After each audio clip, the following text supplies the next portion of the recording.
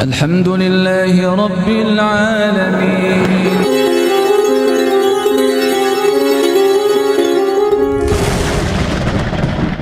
Kita berusaha jadi orang golongan yang beriman tadi itu, melihat musibah, melihat kesulitan ini justru sebagai peluang.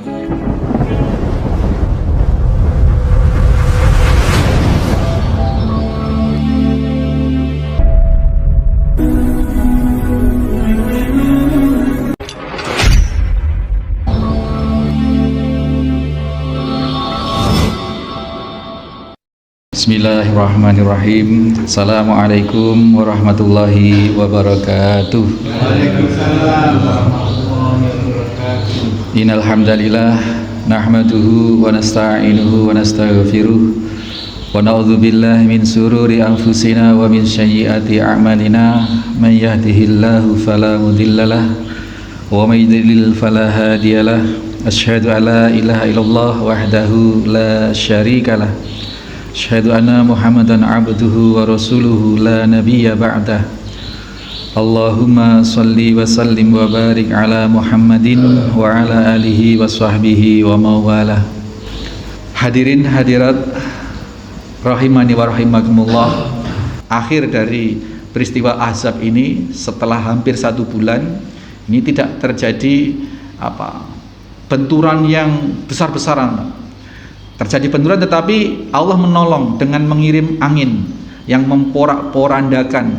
Jadi tanpa sepengetahuan Nabi, dikala masih saling berjaga-jaga itu, ada seorang sahabat yang menyelinap keluar dari rombongan Nabi, sebagai spionase dan kalau spionase itu kan hanya memata-matai, Pak. Nah, ini enggak. Ini pokoknya menyusup ke pihak musuh untuk memecah belah kelompok-kelompok, paksi-paksi di dalam pasukan musuh tadi itu, dan berhasil gitu. Sehingga mereka juga tidak bersatu begitu, dan qadarullah juga Allah mengirimkan angin memporak-porandakan perkemahan mereka, panci-panci, periuk-periuk mereka pada pecah begitu, kacau balau, sehingga gagal memasuki kota Madinah. Masuk kota Madinah gagal, sehingga mereka pulang, nggak jadi perang.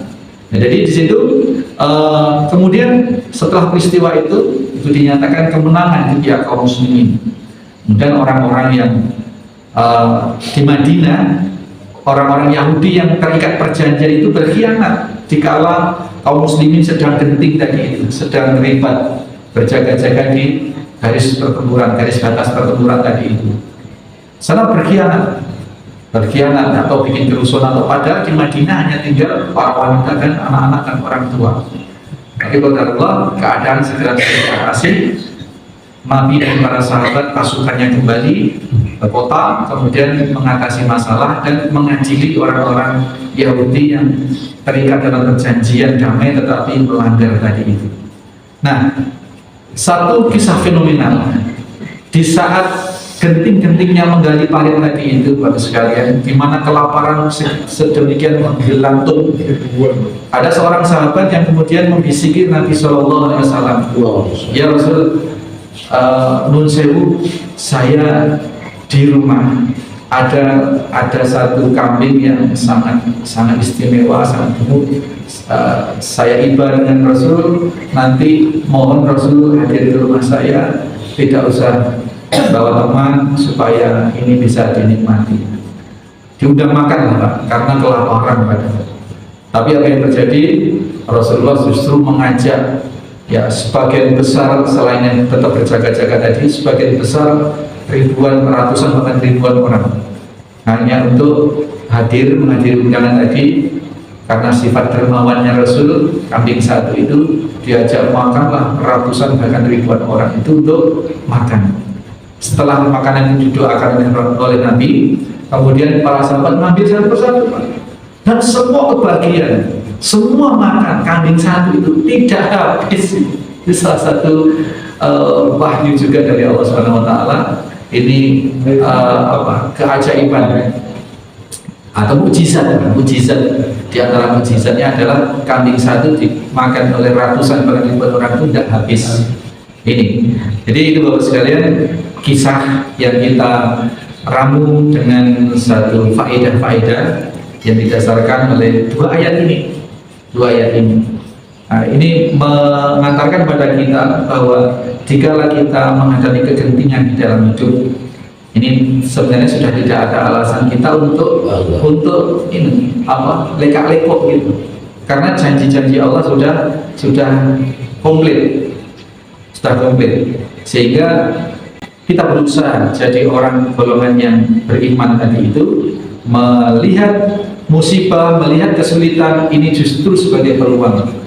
Tempo hari kita sampaikan kalau kita naik kendaraan macet di jalan misalkan, oh ini musibah atau ketidaknyamanan, ini justru peluang kita untuk bersabar, peluang kita untuk mendapatkan pahala lebih dari Allah Subhanahu wa taala. Kaki tertusuk duri, ini dohirnya adalah musibah, tapi itu sesungguhnya adalah peluang. Kalau kita terkena musibah, bahkan sekecil tertusuk duri saja, asalkan kita bersabar, maka dari kesabaran kita dosa-dosa diambil. Apalagi kita berikhtisar, ya Allah, duri adalah karunia darimu, tidak menggerutu. Nah, maknanya bersabar, dosa diampuni. Berilah pahala kepada ya Allah atas tertusuknya duri ini, atas kesabaran dan pahala. Jadi selain penghapusan dosa, mendapatkan penambahan pahala dari setiap musibah itu, dari setiap kegentingan yang kita hadapi. Ini di antara barometer, di antara ukuran indikator hati kita masuk dalam kelompok yang pertama atau kelompok yang kedua. Kelompok yang pertama ketika mendengar janji-janji Allah, nangis, ada musibah, diingatkan oleh saudaranya, oleh istrinya, oleh suaminya, oleh ayahnya, oleh ibunya, oleh anaknya, misalkan ada musibah, sabar, ini dikasih cobaan oleh Allah, nanti akan ada kebaikan setelah ini. Ngomong aja ini nggak percaya dengan atau menampik dengan janji-janji Allah bahwa kalau mau bersabar pasti akan mendapatkan kebaikan-kebaikan. Nah, itu dia tampil. Apakah kita akan yang seperti itu, na'udzubillah, ataukah kita ketika menghadapi apapun kesulitan, apapun ancaman, justru melihat itu sebagai karunia, sebagai peluang, melihat musuh di depan, justru ini pintu kemenangan. Demikian ya Bapak sekalian, sudah masuk waktu suruh. Ini ayat pertama yang dinukil oleh Al-Imam An-Nawawi dalam rangka nanti kita membahas hadis-hadis tentang yakin dan tawakal. Monggo kalau ada sesuatu masih ada 5 menit. Nggih, monggo. Waktunya 31 yang mana? Nggih. Ada? Pak Dedi mungkin? Ini bab ini bab ayat ini. Baik. Nggih, Pak. Assalamualaikum warahmatullahi wabarakatuh. Terkait dengan keyakinan kita, tawakal kita dalam perjalanan kita yang kita alami sekarang ini, kayaknya masih teruji harap betul. Walaupun di sini sudah disampaikan melalui Pak Hari dari kitab Riyadhus Shalihin, surat Al-Ahzab 12 dan 22 itu kaitannya dengan janji-janji Allah, kaitannya dengan hidup Rasulullah. Dua hal yang dititipkan untuk kita selamat kaitannya dengan hidup kita adalah kitabullah dan sunnah Rasul. Namun dalam perjalanan yang kita alami dari sisi kelahiran waktu kecil, kemudian dewasa, rumah tangga, sampai sekarang ini ada cobaan-cobaan yang luar biasa yang saya alami. Kadangkala itu bisa naik, bisa turun. Kaitannya dengan apakah kita dalam kondisi yakin betul, tawakal betul dengan segala ikhtiar, kemudian masih juga bertanya-tanya. Contoh umpamanya konkretnya, kita diberi cobaan sakit, ke dokter, ke para medis, paranormal dan sebagainya yang kita anggap cari solusi-solusi. Mohon pencerahan. Terima kasih. Assalamualaikum warahmatullahi wabarakatuh. Waalaikumsalam warahmatullahi wabarakatuh. Ketika orang yakin yang keyakinannya itu sampai pada taraf menumbuhkan ketawakalan, maka dalam satu kasus sakit misalkan, atau dalam kasus kebangkrutan rezeki atau ekonomi misalnya, tentu orang yang demikian sudah pasti yakin dengan janji Allah Subhanahu wa Ta'ala bahwa setiap penyakit ada obatnya, setiap kesulitan, setiap kebangkrutan ada waktu tumbuhnya. Inna ma'al usri yusra fa inna ma'al usri yusra. Jadi bersama, bukan setelah itu. Ma'al itu bersama, bukan ba'da. Inna ma'al usri yusra. Sesungguhnya di dalam bersama, bukan inna ba'dal usri yusra, bukan. Tetapi ma'al di situ itu bersama. Sehingga untuk memperoleh hikmah atau untuk memperoleh kebaikan, jika kita menemukan kesulitan, itu tidak menunggu kesulitan itu selesai lalu kita mendapat kebaikan, tidak. Justru kita di saat menghadapi kesulitan atau musibah itu, di situ pula ada kemudahan atau ada jalan keluar atau ada kebaikan. Ingat kata-katanya ma'a, itu bersama, menyatu. Artinya apa? Ketika kita sakit dan kita sudah dapat informasi yakin bahwa setiap penyakit Allah memberikan obat. Penyakit A obatnya A misalkan, dan segala obat yang disiapkan oleh Allah itu pasti bukan dari barang yang haram. Itu satu. Sehingga kalau kita sakit, yang pertama tadi itu supaya langsung kita memperoleh faedah dari sakit, yang pertama harus bersabar.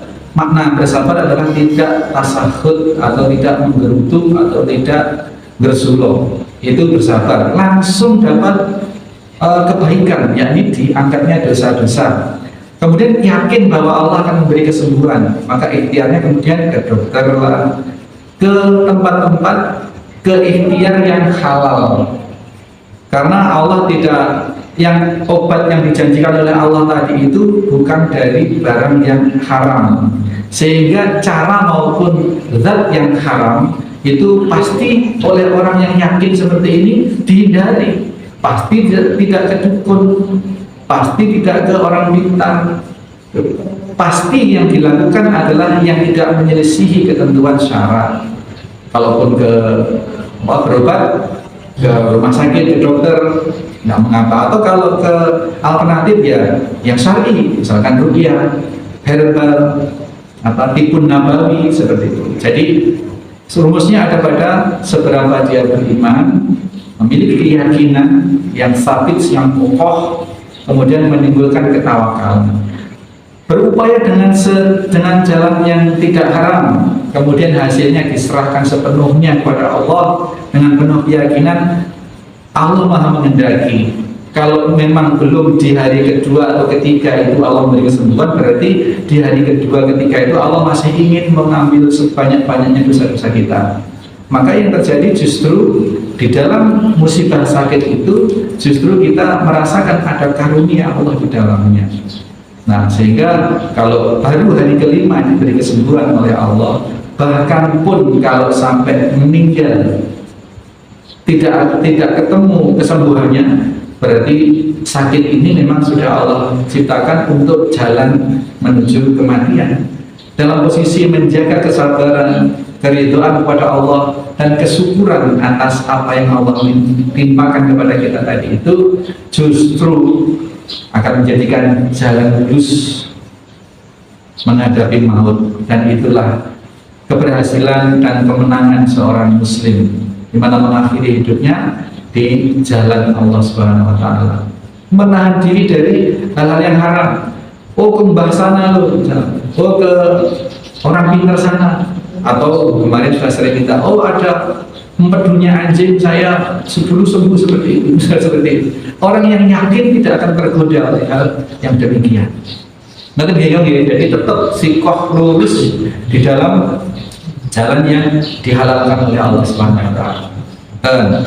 Ini kasus ini bisa diterjemahkan dalam semua, dalam segi ekonomi, dalam berpolitik sekalipun, dalam apapun bisa kita terjemahkan dan bisa kita aplikasikan. Nah, dan demikian ya, selesai. Mudah-mudahan benar-benar menjadikan tambahan wawasan dan sebagai doa upaya kebaikan kita ini kepada Allah, sebagai doa ikhtiar kita, Allah akan memberikan bimbingan kepada kita untuk bisa melaksanakan apa kebaikan-kebaikan dari Allah dan Rasulullah yang kita bahas ini. Subhanakallahumma wa bihamdika asyhadu an la ilaha illa anta astaghfiruka wa atubu ilaik. Assalamualaikum warahmatullahi wabarakatuh.